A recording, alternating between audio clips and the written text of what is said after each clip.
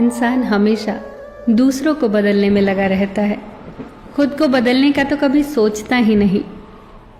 एक आदमी था, जब वो जवान था तो उसने भगवान से प्रार्थना की कि हे भगवान, मुझे इतनी ताकत दे कि मैं दुनिया बदल सकूं। दुनिया के मालिक ने कोई जवाब नहीं दिया। समय बीतता गया, उसकी शादी हो गई। उसने फिर प्रार्थना की कि हे मेरे मालिक, मुझे इतनी समझ दे कि मैं अपनी पत्नी को बदल सकूं। ईश्वर ने फिर कोई जवाब नहीं दिया। समय बीतता गया, उसके बच्चे हुए। उसने फिर वही प्रार्थना की कि हे मेरे ईश्वर, मुझे इतनी समझ दे कि मैं अपने बच्चों को बदल सकूं। फिर कोई जवाब नहीं आया। अब वो इंसान बूढ़ा हो गया और एक दिन अस्पताल के बिस्तर पर पड़ा पड़ा जोर जोर से हंसने लगा अपने ऊपर।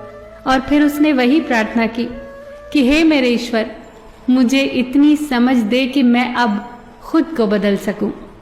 ईश्वर ने मुस्कुरा कर कहा, काश ये तूने पहले मांग लिया होता तो तेरा सारा जीवन सुख, शांति और सुकून से गुजरता। पति पत्नी को बदलना चाहता है, पत्नी पति को बदलना चाहती है, बच्चे माँ बाप को और माँ बाप बच्चों को बदलना चाहते हैं। सब चाहते हैं कि दूसरा बदले तो मैं सुखी रहूं। ऐसा कैसे हो सकता है? खुद को बदलिए, तब धीरे धीरे सारी समस्याएं अपने आप समाप्त होने लगेंगी। एक और एक मिलकर 2 हो जाएं, ये गणित है। एक और एक मिलकर 11 बन जाएं, ये संगठन है। एक और एक मिलकर एक ही रहे, ये प्रेम है। एक और एक मिलकर 0 हो जाएं, ये आध्यात्म है। और जब एक को एक से मिलने ही न दिया जाए, ये कूटनीति है। और जब एक को एक के विरुद्ध खड़ा कर दिया जाए तो ये राजनीति है। प्रेम क्या है और मोह क्या है? प्रेम में हम किसी के सुख की इच्छा करते हैं और मोह में हम किसी से सुख की इच्छा करते हैं।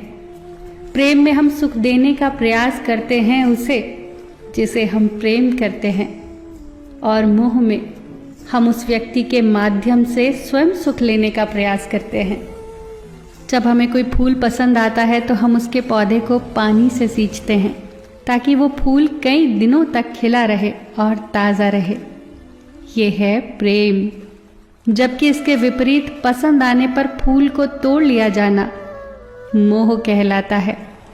प्रेम स्वतंत्र करता है, मुक्त करता है, मोह बांधता है। जो आपको बांधे वो मोह है, जो आपको मुक्त करके विकास की ओर ले जाए वो प्रेम है। जानते हैं, क्रोध का पूरा खानदान होता है। क्रोध की एक लाडली बहन है जिद, क्रोध की पत्नी है हिंसा, क्रोध का बड़ा भाई है अहंकार, क्रोध का पिता जिससे वो डरता है वो है भय, क्रोध की बेटियां हैं निंदा और चुगली, क्रोध का बेटा है बैर, क्रोध के खानदान की नकचड़ी बहू है ईर्ष्या, क्रोध की पोती है घृणा, क्रोध की माँ है उपेक्षा, क्रोध के दादा हैं द्वेष। तो इस पूरे खानदान से दूर रहिए, बच कर रहिए, संभल कर रहिए।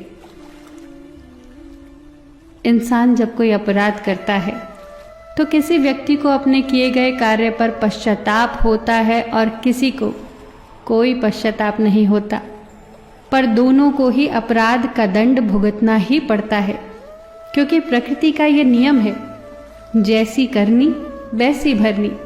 अगर कोई क्रिया हुई है तो उसकी प्रतिक्रिया भी जरूर होगी।